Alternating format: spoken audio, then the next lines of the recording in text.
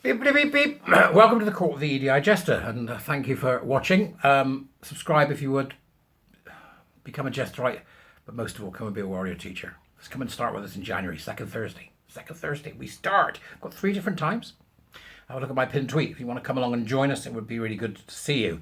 I can't wait to get started. I love it when I have a new batch. It's just brilliant. And the old batches are doing so much now.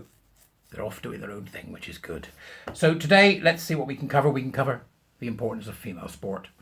I don't think anything has done more to pique people than watching larping 6'5" men stood on podiums pretending they've won something, when they've infiltrated female sporting competition by pretending to be women, sticking on a tutu or whatever it is they do, and pretending that they aren't men. And then accolades are then poured upon them by other stupid people who seem to have forgotten that men can't be women and women can't be men. I had a spat with somebody on Twitter the other day about you're rude. So why am I rude? Because you just called that woman mad. She thinks men are women. She is mad. Right? This is insanity.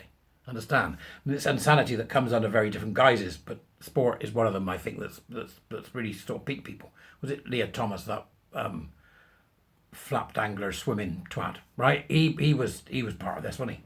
Right, and we've seen him all over the place. Laurel Hubbard was another one, I think, tried weightlifting. I was praying he'd shit himself. Ooh! Didn't happen, sadly. But Lottie Moore's written about this in the Telegraph, saying trans ideology is now a growing threat to female grassroots sports. So we're talking about grassroots. We see a lot of this about do you remember old Kelly J. Keane?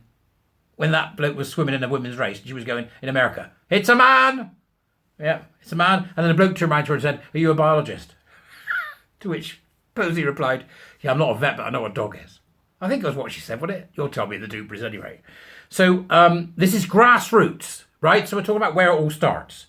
6 years old, phenomenal runner. 6 years old, brilliant at football. 6 years old, whatever that particular woman, or boy for that matter, is good at.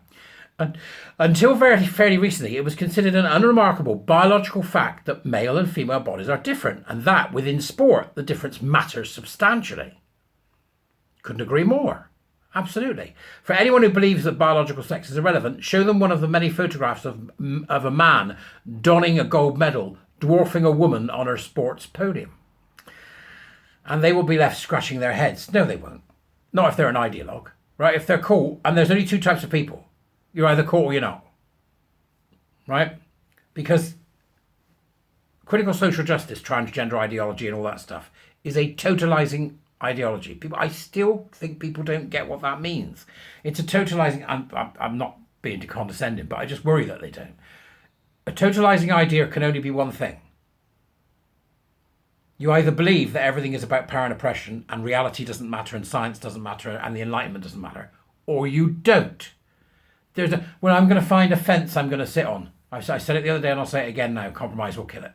Kill us. It will kill us all. And I don't mean kill us all as in it will be inconvenient to us. I mean it will kill us all. Right? What we're seeing, if we're not careful, is the downfall of Western civilization.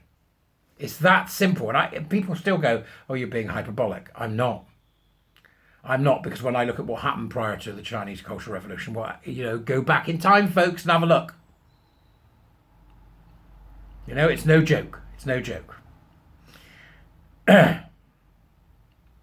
So, while the debate on sex and gender revolves at a pace, I'm continuing the article here, sports is one area where most people recognise that biology is crucial. There is a growing sense within sports policy, however, that while the female category should be protected within elite or professional female sports, the rest of us should budge over.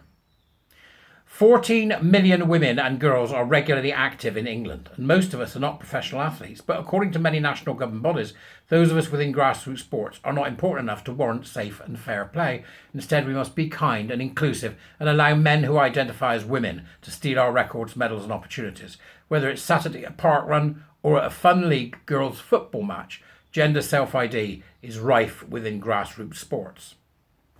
Today being, I'll go back up just so we know, the 29th of December, Policy Exchange has published a paper which starts from the premise that all women and girls deserve safety and fairness within sport, not just those at the top. I fully agree. I absolutely agree all the way.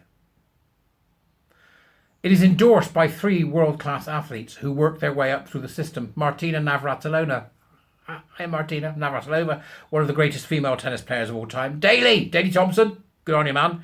And the former world-leading decathlete and Olympic medalist, Sharon Davis. There's a triptych to think about, isn't there? She had her own Olympic gold stolen from her age 17 because of the doping scandal in the 80s.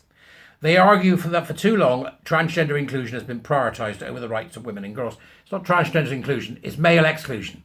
Start calling it what it is. They are men, or they are women, with a disabling or not disabling, or whatever you want to call it, a mix of other problems that stops them from functioning without believing in nonsense. Right? There is enough sexism in sport as it is, but the efforts of national governing bodies to overcome the sex gap within many sports are undermined if the same people are willing to disregard it when it comes to accommodating a contested set of beliefs surrounding gender identity. Transgender inclusion is specifically a threat to female sport, but only female sport. There is no similar threat to male sport, because the woman turns up thinking she's a bloke. It's got to make any difference, is it? She's playing against a 6'4" rugby player and she's a 5'1", gender pixie. Is it? You'd have a job making a scrum, wouldn't you? She'd be wrapped around their knees. It's like, right, scrum. I'm a man. Right, what are we going to do with her? It's just insane. It's absolutely insane. The fact that it's only male and not female matters. When we also understand that sports as a whole is still heavily male dominated. It is. If we want more women and girls to participate in sport, we need safe and fair play. Well, without it at grassroots, you're not going to get anywhere else, are you? Get these LARPing people out of spaces they don't belong in. Start calling them what they are, men and women. No more of this lie of gender dysphoria, the lie of gender identity, the lie of trans. No more.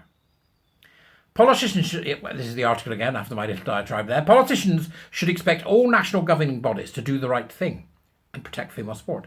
If this is not done within 12 months, the government should withdraw funding. Politicians on all sides must speak out for women. It really is not rocket science, but very basic biology. Well, unfortunately and sadly for us, I think the government isn't going to do anything, because the government is now looking at an election. They're in an election cycle. Will be, I think, May. Probably. So, you're talking within 3 or 4 months that we're going to have an election. And after that, Labour will get into power, and at that point, there will be no women's sport in 4 years from now. That's a sad fact. Unless you speak up. Unless we speak up. Unless we shout in voices stentorian. Get these LARPing men out of female spaces. Stop using the language of the cult. There is no such thing as gender dysphoria. There is no such thing as trans. There is only a fiction started some 30 years ago that has been allowed to come to fruition. Repeal the GRA. Remove the protected characteristic in the Equalities Act. And let's just do the damn job. That's the only way forward. I could be wrong. You tell me. All right? I'll see you guys later. Have a great day.